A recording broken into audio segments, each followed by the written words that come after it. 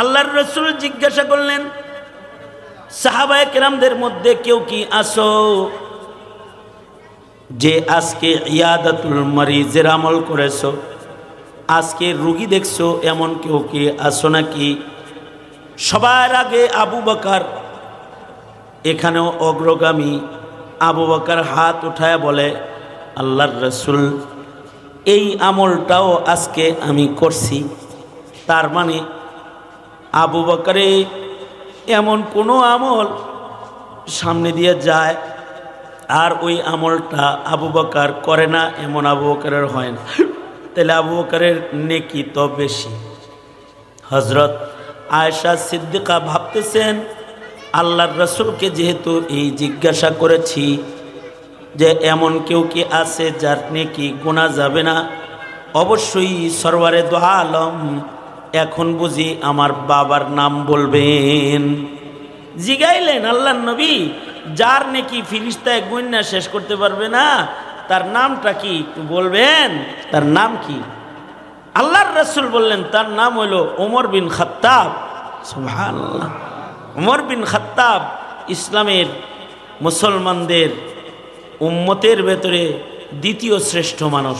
প্রথম শ্রেষ্ঠ মানুষ আবু বকর, আর দ্বিতীয় যে সবচেয়ে দামি এই উম্মতের, তিনি হলেন হযরত ওমর। রসুল বলেন, আমার পরে কেউ নবী হইলে ওমর নবী হইত। এত দামি এবং নেক ওমরের এত বেশি যে তার নেকি গয়না শেষ করা যাবে না। তাইলে বোঝা যায় নেকির কামিয়াত, নেকি কতগুলো করলো, কোয়ান্টিটি যেটা, এটাও একটা গুরুত্বপূর্ণ জিনিস যে কতগুলো নেকি বান্দা করছে। আর একটা গুরুত্বপূর্ণ বিষয় নেকির ক্ষেত্রে আছে কোয়ালিটি। মালেরও যেমন কোয়ালিটি দেখে মানুষ, আল্লাহ নেকিরও কোয়ালিটি দেখবে যে নেকি যেটা করছে এটার কোয়ালিটি কেমন। এই কারণেই আল্লাহর রাসূল যখন হযরত উমরের নাম উচ্চারণ করেছেন, আয়েশা সিদ্দিকা রাদিয়াল্লাহু আনহা তিনি নবীজিকে বললেন, ওগো আল্লাহর নবী, উমরের নেক গুনাহ শেষ করা যাবে না, তা আমার আব্বার কি হইল? আমার আব্বার নাম কোন সিরিয়ালে আছে? আল্লাহর রাসূল বললেন, আয়েশা, তোমার বাবার হিজরতের রাত, যে রাতে আবু বকর আমাকে পাহারা দিয়েছে, হিজরতের রাতে গারে সৌরে, তার এই জিন্দেগির হিজরতের এই রাত আল্লাহর কাছে এত দাম। যদি হিজরতের রজনীটা একদিকে রাখা হয় আর উমরের গোটা জিন্দেগি যদি আর একদিকে রাখা হয়, উমরের গোটা জিন্দেগির চাইতে আবু বকরের হিজরতের রাতের পাহারার দাম বেশি। হিজরতের রাতগুলা দামি। হিজরতের রাতে আবু বকর নবীর সোহবত উঠানোর কারণে আবু বকরের সাহাবিয়তটা কোরআনের আয়াত দ্বারা প্রমাণিত হয়ে গেছে। ১.৫ লাখ সাহাবীর একজনার নবীর মাইয়াত কোরআন দিয়ে প্রমাণিত। তার নাম হযরত আবু বকর সিদ্দিক ইবনে কুহাফা। হযরত আবু বকরের যে নবীজির সোহবত, নবীজির সাথে মাইয়াত, এইটা কোরআনের দ্বারাই প্রমাণিত। ইয ক্বালা লি সাহিবিহি লা তাহজান ইন্নাল্লাহা মা'ানা। শুধুই মাত্র নবীর মাইয়াত না, আল্লাহর মাইয়াত। আল্লাহ বলছেন এরা দুইজন নয়, এদের সাথে আরেকজন আছে। নবী বলেন আমাদের সাথে আরেকজন আছে, তিনি হলেন আল্লাহ। কথাটা আল্লাহর রাসূলের মুখের কথা, কিন্তু আল্লাহ তাআলা এটাকে কালামুল্লাহ বানায়া কোরআনের ভেতরে এনে দিয়েছেন। আবু বকরের মাইয়াতকে আল্লাহ তাআলা তুলে ধরেছেন। এ কারণেই তো আবু বকর সাহাবীর ভেতরে না, উম্মতের ভেতরে শ্রেষ্ঠ। শুধু সাহাবীর ভেতরে শ্রেষ্ঠ না, তার এই হিজরতের রজনীর মূল্য হযরত ওমরের গোটা জিন্দেগির চাইতে বেশি। এ কারণে হযরত ওমর বলতেন, আবু বকর আপনার হিজরতের রাতগুলা আমারে দেন, আর আমার গোটা জিন্দেগির নেকিগুলা আপনি নিয়ে যান। আপনার হিজরতের রাত দেন, ويغفر لكم ذنوبكم والله غفور رحيم. وقال النبي صلى الله عليه وسلم كل أمتي يدخلون الجنة إلا من أبى. قيل من يأبى يا رسول الله؟ قال من أطاعني دخل الجنة ومن عصاني فقد أبى. أو كما قال عليه الصلاة والسلام. اللهم صل على محمد وعلى آل محمد كما صليت على إبراهيم وعلى آل إبراهيم إنك حميد مجيد. اللهم بارك على محمد وعلى آل محمد كما باركت على إبراهيم وعلى آل মন্দার মুমিন মুসলমান ভাইরা, পর্দার আড়াল থেকে আলোচনায় শামিল মা বোনেরা, আল্লাহর দরবারে শকর, আল্লাহ তাআলা দ্বীনি নসিহতের মাহফিলে ওলামাদের সোহবতে জান্নাতের বাগানে আমাদের আসার বসার তৌফিক দান করেছেন। কালিমাতুশ শুকর, আলহামদুলিল্লাহ। ওলামায়ে কেরাম এসেছেন, আলোচনা করেছেন, করবেন। সালাতুল মাগরিবের পরে আমি আপনাদের সামনে বসে গেছি বরকতের নিয়তে কিছু কথা বলবার এরাদায় আয়াত হাদিস আপনাদের সামনে পেশ করেছি। এগুলোকে সামনে করে কিছু কথা আপনাদের কাছে পৌঁছে দেয়া, আল্লাহ তাআলা কিছু উপকারী কথা আপনাদের কানে পৌঁছানোর তৌফিক দান করেন। আপনারা দোয়া করুন, বলুন আমিন। আল্লাহ পাকের কাছে বান্দা প্রিয় হওয়ার কিছু তরিকা, কিছু রাস্তা আছে। ওই রাস্তাগুলো যদি বান্দা অবলম্বন করে তাহলে আল্লাহর কাছে চলে যাওয়া যায়, আল্লাহ পাকের মোহাব্বত লাভ করা যায়। দুনিয়াতে জন্ম নিয়েছি মুমিন হিসেবে, এবার আল্লাহ পাকের মাহবুব মুমিন হওয়া এটা আমাদের দুনিয়ার আসল মেহনত। কারণ আমাদের রব্বুল আলামিন যখন আমাদের উপরে খুশি হবে তখন আমাদের জিন্দেগি সফল, আমাদের হায়াত সফল, দুনিয়ায় আগমন সফল। রব্বুল আলামিন খুশি হইলে তাহলে রব্বুল আলামিনের কাছে জান্নাতে চিরদিনের মেহমান হিসেবে আল্লাহর কাছে থাকা যাবে। এই কারণে মানব জীবনের সবচেয়ে গুরুত্বপূর্ণ মেহনত হইল রব রাজি করার মেহনত। যার উপরে তার রব রাজি, বাস সে সফল। আর রব খুশি না তাহলে সে বিফল। দুনিয়ায় মানুষ কেউ আছে পরিবারকে খুশি করে, আর কাউকে খুশি করে না, বিফল। কেউ আছে দলকে খুশি করে, রাজনীতি করে জিন্দেগি শেষ করে ফেলছে, আল্লাহরে খুশি করার মেহনত করে নেই। কেউ আছে চাকরি করতে যায় দায়িত্ব আদায় করে সরকারে খুশি করে, সরকার তাকে গোল্ড মেডেল দেয়, সরকার তার উপরে খুশি হয়ে যায়, তাকে প্রমোশন দেয়। কিন্তু কিছু মানুষ আছে যাদের উপরে তাদের রব মহান রব্বুল আলামিন আল্লাহ তাআলা রাজি। আল্লাহ যাদের উপরে রাজি তাদের জিন্দেগি সফল। আল্লাহ রাজি হবে কেমনে? কি কি কাজ করলে বান্দার উপরে আল্লাহ রাজি হবে? যে সকল কাজে আল্লাহ রাজি মুমিনের উপরে, বান্দার উপরে, তার ভেতরে একটা কাজ হইল নেকির কাজ করা, বেশি বেশি নেকির কাজ করা। যেখানেই নেকি আছে সেটা খুঁজে নেওয়া এবং নেকির কাজটাকে আমল নামায় যুক্ত করে নেওয়া। যার জিন্দেগিতে নেক বেশি সে আল্লাহ পাকের প্রিয়। ইন্নাল্লাহা ইউহিব্বুল মুহসিনিন। আল্লাহ পাক নেককার বান্দাকে পছন্দ করেন। যার জিন্দগিতে নেকি যত বেশি হবে সে তত বেশি আল্লাহ পাকের প্রিয় হবে। তাইলে যারা নেক কামাই করে বেশি তারা আল্লাহর প্রিয় বেশি। যাদের জীবনে নেকি বেশি তারা আল্লাহ পাকের ভালোবাসা পায়, আল্লাহ পাকের প্রিয় হিসেবে তাদের নাম আসমানে উঠে যায়। এ কারণেই সাহাবায়ে কেরাম নেকির কাজ করেছেন বেশি। সাহাবীদের জীবনে সাহাবীরা এত নেকির কাজ করেছেন যে সাহাবীদের ন্যাক গুইনা শেষ করা যাইতো না, এত ন্যাক করেছেন।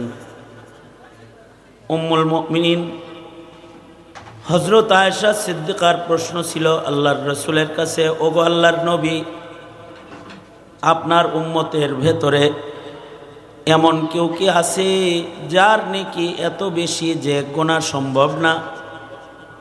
আকাশের তারকা যেমন মানুষের গোনা সম্ভব নয়, আপনার উম্মতের মধ্যে এমন কোনো মানুষ আছে কি যার নেকি গোনা সম্ভব নয়, যার নেকি বেশি? এমন কোনো মানুষ আছে কি? একদিকে প্রশ্ন করেছেন নেকি কার বেশি, এমন কেউ আসেনি যার নেকি গোনা যাবে না। আর একদিকে হযরত উম্মুল মুমিনিন নিজে নিজেই কল্পনা করতেছেন নেকি তো আমার বাবা আবু বকরের বেশি। এখন নবীজি হয়তো বা আমার বাবার নামটাই বলবেন। আসলেও আবু বকরের নেকি বেশি। একবার আল্লাহর রাসূল বললেন, তোমাদের মধ্যে কেউ কি আসো যে আজকে রোজা রেখেছ? আবু বকর বললেন, আমি আছি, রোজা রাখছি। তার মানে নফল রোজার দিক দিয়েও আবু বকর অগ্রগামী। আল্লাহর রাসূল বললেন, কেউ কি তোমাদের মধ্যে আসো যে আজকে সাদাকা করছো, আজকে সাদাকার আমল করছো, দান সদকা করছো আজকে, এমন কেউ আসো? সবার আগে আবু বকর হাত তুলে বললেন, আমি আছি, আমি আজকে সাদাকা করেছি। আল্লাহর রাসূল বললেন, তোমাদের মধ্যে কেউ কি আসো যে আজকে জানাজার নামাজ পড়েছো, কোনো ভাইয়ের জানাজা পড়ছো? জানাজা পড়া একটা নেকির কাজ। মুমিন মুমিনের হক। জানাজার নামাজ পড়া এক ভাই আর এক ভাইয়ের হক। মহল্লায় যদি কোনো মুমিন মারা যায় তাহলে এই মৃত মুমিনের হক হলো অপর ভাই তার জানাজায় অংশগ্রহণ করবে, তার জানাজা পড়বে। এটা হকুল মুসলিম আলাল মুসলিম। মুমিন মুমিনের উপরে হক জানাজার নামাজ পড়া। আলাল কিফায়া, এই হকটা যদি সবাই মিলা না আদায় করে, এলাকার কিছু মানুষও যদি জানাজায় অংশগ্রহণ করে, জানাজা পড়ে, তাহলে এলাকাবাসী গুনাহ থেকে বেঁচে যায়। আলাল কিফায়া, যেমন ইতিকাফ রমাদানে আলাল কিফায়া, 2-4 জন যদি ইতিকাফ করে তো গোটা গ্রামবাসী, মহল্লাবাসী, মসজিদের সব মুসল্লি তারা ইতিকাফ করার দায়িত্ব থেকে রেহাই পেয়ে যায়। যেমন আলেমে দ্বীন হওয়া, একটা গ্রামে যদি 2-4 জন হাফেজ হয়, আলেম হয়, তা আলাল কিফায়া ইলম হাসিল করার যে ফরজিয়ত আছে এটা আদায় হয়ে যায়, অন্যরা গুনাহ থেকে বাঁচার লাইন বের হয়ে যায়। এরকম এটাও আলাল কিফায়া যে কেউ যদি জানাজার নামাজ পড়ে মহল্লার, তাহলে গোটা মহল্লার মানুষ গুনাহ থেকে বেঁচে যায়। কিন্তু জানাজার নামাজ এটা অনেক গুরুত্বপূর্ণ একটি সওয়াব ও হকের মাসআলা এখানে আছে। হক অনেক বেশি এবং গুরুত্ব অনেক বেশি, সওয়াবও অনেক বেশি। কেউ যদি জানাজার নামাজ পড়ে তাহলে তার আমলনামার মধ্যে এক কিরাত সব জমা করে দেয়া হয়। সাহাবীরা বলে, মাল কিরা ইয়া রাসূলুল্লাহ, ওগো আল্লাহর নবী, কিরাত সব কাকে বলা হয়? আল্লাহর রসুল বলেন, মদিনার চতুর্দিকে উহুদ পাহাড়টা যত বড়, এক কিরাত সওয়াব তত বড়। সুবহানাল্লাহ বলেন। এক কিরাত সওয়াব কত বড়? উহুদ পাহাড় যত বড়, এক কিরাত সওয়াব তত বড়।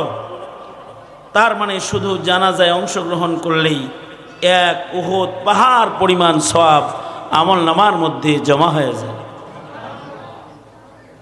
কেউ যদি মুমিনের দাফনে অংশগ্রহণ করে, জানাজাও পড়ছে, আবার দাফন কাজেও অংশগ্রহণ করেছে, মুমিন যদি মুমিনের জানাজার নামাজ পড়ে তাহলে এক উহুদ পাহাড় পরিমাণ সওয়াব।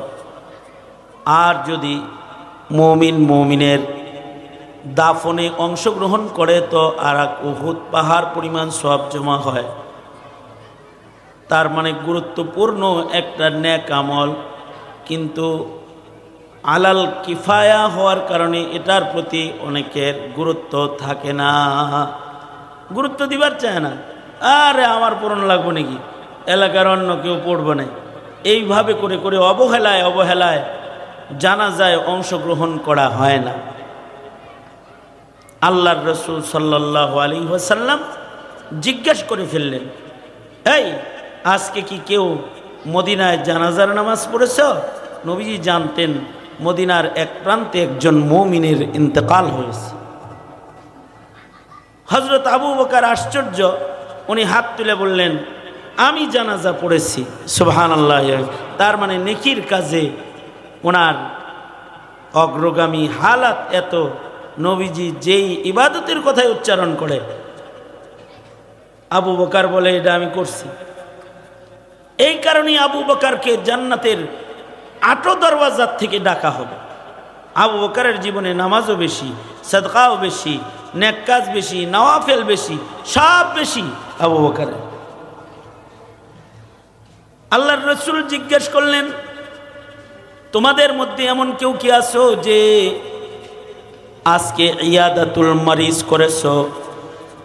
তার মানে হলো মহল্লায় যদি কোনো অসুস্থ রোগী থাকে, এই অসুস্থ রোগীর দেখভাল করা এটা একটা বড় ইবাদত। কেউ যদি অসুস্থ রোগী দেখতে যায়, রোগীর খবর লয়, তার জন্য রহমতের ফিরিস্তারা ৭০,০০০ রহমতের ফিরিস্তা তার জন্য দোয়া করতে থাকে। তো কত বড় আমল। হাসরের মাঠে আল্লাহ বলবেন, এরে আদম সন্তান, আমি যখন অসুস্থ ছিলাম তুই আমাকে দেখতে গেলি না কেন? বান্দা বলবে, আল্লাহ আপনি কেমনে আবার অসুস্থ হইলেন? কই আপনি অসুস্থ ছিলেন? আল্লাহ তাআলা বলবেন, আমার একটা বান্দা তোর পাশের বাড়িতে অসুস্থ ছিল, তুই যদি তাকে দেখতে যাইতি, তুই যদি তার খবর নিতি, তাহলে আমাকে দেখা হয়ে যেত। আমি যখন রুগ্ন ছিলাম আমার সেবা করিস নাই কেন? জিজ্ঞাসাবাদ করবে। রুগীর সেবা, রুগী দেখা ইবাদত। রুগী দেখলে রুগীর রোগ ভালো হয় এমন আমল আছে। রুগী দেখলে সুস্থ মানুষ যারা, তারা রোগ থেকে মুক্তি পায়। এই আমলও আল্লাহর রাসূল রেখে গেছে। আল্লাহর রাসূল বলেন, কেউ যদি রুগী দেখে এই দোয়া পড়ে, আসআলুল্লাহুল আযীম রব্বুল আরশিল আযীম আন ইয়াশফিয়াক, ৭ বার যদি কেউ পড়ে, আর রুগীও ঘরের লোকেরা যদি আমিন আমিন বলে, তো আল্লাহর রাসূল বলেছেন মৃত্যু না থাকলে আল্লাহ তাআলা সুস্থ করে দিবেন। তাইলে রুগী দেখার মাধ্যমে রুগী দেখতে যাওয়া তো না, রুগীর সুস্থতার রাস্তা খুলে দেয়া। যদি রুগী দেখে দোয়া পড়ে কেউ সুন্নত তরিকায়, তাহলে রুগী সুস্থ হওয়ার রাস্তা আল্লাহ তাআলা খুলে দেয়। কারণ বলুন তো, রোগ মুক্তি দেনেওয়ালা কে? আল্লাহ। রোগ মুক্তি এটা তো কোনো ঔষধে না, ঔষধ সুন্নাত। রোগ মুক্তি ডাক্তারের হাতে না, রোগ মুক্তি কার হাতে? আল্লাহর হাতে রোগ মুক্তি।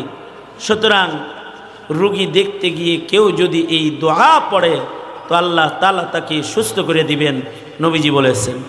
আরও আশ্চর্য বিষয় হলো, যেই রুগীটারে দেখতে গেছেন এমন দোয়া আছে, আপনি যদি রুগী দেখে এই দোয়াটা পড়েন তাহলে এই রুগীর অসুখটা আল্লাহ আপনাকে কখনো আর দেবেন না। সুবহানাল্লাহ। তবে রোগ মুক্তির দোয়া, রুগীর জন্য দোয়া যেটা, এটা জোরে পড়া সুন্নাত। আর নিজে রোগ থেকে বাঁচার দোয়া যেটা, এটা আস্তে পড়া সুন্নাত। রুগী দেখা কেউ যদি চুপি চাপি পড়া ফেলায়, আলহামদুলিল্লাহিল্লাযী আফানি মিম্মা ইবতালাকা বিহি ওয়া ফাদ্দালানি আলা কাসীরিম মিম্মান খালাকা তাফদীলা। যদি আল্লাহর কাছে শুকরিয়া আদায় করে যদি আল্লাহর কাছে এতটুকুন বইলা ফেলায়, আয় আল্লাহ আপনি আমাকে সুস্থ রেখেছেন, আয় আল্লাহ আপনি আমাকে সুস্থতার দ্বারা অসুস্থতার উপরে শ্রেষ্ঠত্ব দান করেছেন, আমাকে সুস্থতার নিয়ামত দান করেছেন। আল্লাহর কাছে এই দোয়া পড়া শুকরিয়া আদায় করার সাথে সাথে আল্লাহ তাআলা এত খুশি হন যে এই রোগ, যেই রুগী দেখা এই দোয়া পড়েছে, আশা করা যায় রাসূল বলেন এই রোগ দোয়া পড়নে ওয়ালার হবে না। তাইলে রুগী দেখে খালি রুগীর উপকার না, যে দেখতে যায় তারও উপকার, যে দেখতে গেল তারও উপকার। দোয়া পড়ার সাথে সাথে তার রোগ মুক্ত থাকার রাস্তা বের হয়ে গেল, কারণ ইসলামী কোনো ছোঁয়াছে নাই। করোনা যখন হয়েছে তখন ছোঁয়াছের ভয়ে মাস্ক দিয়া 2 ছিদ্রি আটকাইছে, নাক আর মুখ। করোনা যদি ঢুকে এই 2টা আটকায় চলব? কান দিয়ে ঢুকতে পারে, চোখ দিয়ে ঢুকতে পারে, নিচ দিয়ে ঢুকতে পারে, ছিদ্রি আরও আছে না? খালি 2টা আটকাইলেই কি হবে? এরকম মাস্ক না, আরও অনেক কিছু পড়েও যারা এসি ঘর থেকে নামে নাই, তারাও আল্লাহ তাদের কাছে করোনা পাঠাইছে, তো তারা মরে গেছে। কিন্তু করোনার সময় হসপিটালে ডিউটি করছে, তাকে করোনা স্পর্শ করে নাই, তাকে হেফাজত করেছেন কে? জোরে বলেন, কে করছে? আল্লাহ তাআলা হেফাজত করেছেন। সুতরাং দাফন যারা করেছে উলামায়ে কেরাম, করোনা রোগীর দাফন করেছে, রুগীর ছেলে, রুগীর ভাই লাশের কাছে যায় নাই। কেন? হে রে যদি আবার ধরে আর হে যদি মরে, এই ভয়ে। হ্যাঁ, আর দোয়া কালাম পড়া আলেম ওলামা, ইমাম, মুয়াজ্জিন, খাদেম, তলবে ইলম, তারা দাফনের কাজ করেছে। আল্লাহ তাআলা তাদেরকে হেফাজতে রেখেছে। সুবহানাল্লাহ। সুতরাং রুগী দেখা এটা তো অনেক ফজিলতের কাজ। রুগী দেখছে কি দেখে নাই, এইটা মহান আল্লাহ নিজেও জিজ্ঞাসা করবে হাসরের মাঠে, এই আমি অসুস্থ ছিলাম, আমারে দেখলি না কেরে? তো বান্দা বলবে আপনি কই অসুস্থ ছিলেন আল্লাহ? তো আল্লাহ বলবে তোর পাশের বাড়িতে আমার বান্দা অসুস্থ ছিল, তারে দেখলেই আমারে দেখা হইতো। সুবহানাল্লাহ। আল্লাহর রাসূল জিজ্ঞাসা করলেন, সাহাবায়ে কেরামদের মধ্যে কেউ কি আসো যে আজকে ইয়াদাতুল মারিজের আমল করেছো, আজকে রুগী দেখছো, এমন কেউ কি আসো নাকি? সবার আগে আবু বকর, এখানেও অগ্রগামী আবু বকর হাত উঠায় বলে, আল্লাহর রাসূল এই আমলটাও আজকে আমি করছি। তার মানে আবু বকরে এমন কোনো আমল সামনে দিয়ে যায় আর ওই আমলটা আবু বকর করে না, এমন আবু বকরের হয় না। তাহলে আবু বকরের নেকি তো বেশি। হযরত আয়েশা সিদ্দিকা ভাবতেছেন, আল্লাহর রাসূলকে যেহেতু এই জিজ্ঞাসা করেছি যে এমন কেউ কি আছে যার নেকি গোনা যাবে না, অবশ্যই সরওয়ারে দো আলম এখন বুঝি আমার বাবার নাম বলবেন। জিগাইলেন আল্লাহর নবী, যার নেকি ফিরিস্তায় গুণনা শেষ করতে পারবে না, তার নামটা কি একটু বলবেন? তার নাম কি? আল্লাহর রাসূল বললেন তার নাম হলো ওমর বিন খাত্তাব। সুবহানাল্লাহ। ওমর বিন খাত্তাব ইসলামের মুসলমানদের উম্মতের ভেতরে দ্বিতীয় শ্রেষ্ঠ মানুষ। প্রথম শ্রেষ্ঠ মানুষ আবু বকর, আর দ্বিতীয় যে সবচেয়ে দামি এই উম্মতের তিনি হলেন হজরত উমর। রসুল বলেন আমার পরে কেউ নবী হইলে উমর নবী হইত। এত দামি এবং নেক উমরের এত বেশি যে তার নেকি গয়না শেষ করা যাবে না। তাইলে বোঝা যায় নেকির কামিয়াত, নেকি কতগুলো করলো, কোয়ান্টিটি যেটা, এটাও একটা গুরুত্বপূর্ণ জিনিস যে কতগুলো নেকি বান্দা করছে। আর একটা গুরুত্বপূর্ণ বিষয় নেকির ক্ষেত্রে আছে কোয়ালিটি। মালেরও যেমন কোয়ালিটি দেখে মানুষ, আল্লাহ নেকিরও কোয়ালিটি দেখবে যে নেকি যেটা করছে এটার কোয়ালিটি কেমন। এই কারণেই আল্লাহর রসুল যখন হজরত উমরের নাম উচ্চারণ করেছেন, আয়েশা সিদ্দিকা রাদিয়াল্লাহু আনহা তিনি নবীজিকে বললেন, ওগো আল্লাহর নবী, উমরের নেক গুণা শেষ করা যাবে না, তা আমার আব্বার কি হইল? আমার আব্বার নাম কোন সিরিয়ালে আছে? আল্লাহর রসুল বললেন, আয়েশা, তোমার বাবার হিজরতের রাত, যে রাতে আবু বকর আমাকে পাহারা দিয়েছে, হিজরতের রাতে গারে সৌরে, তার এই জিন্দেগির হিজরতের এই রাত আল্লাহর কাছে এত দাম। যদি হিজরতের রজনীটা একদিকে রাখা হয় আর উমরের গোটা জিন্দেগি যদি আর একদিকে রাখা হয়, উমরের গোটা জিন্দেগির চাইতে আবু বকরের হিজরতের রাতের পাহারার দাম বেশি। হিজরতের রাতগুলা দামি।